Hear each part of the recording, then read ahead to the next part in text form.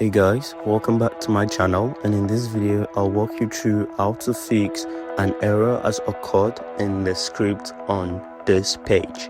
So I'll walk you through how to fix it. You want to start by pressing on your Windows plus R key, just like so, and it should bring up the run function.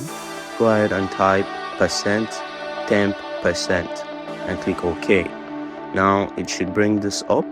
What you want to go ahead and look for now is press Ctrl A and it should select everything.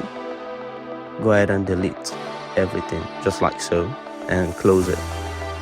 Now go to your start and go ahead and search for disk cleanup and go ahead and open it, just like so.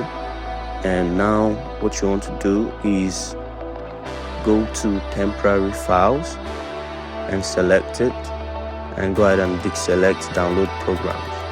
Go ahead and deselect, and just make sure you only select temporary internet files and go ahead and click OK. Now select delete files. Now what you want to do is go to your start and go ahead and restart your computer.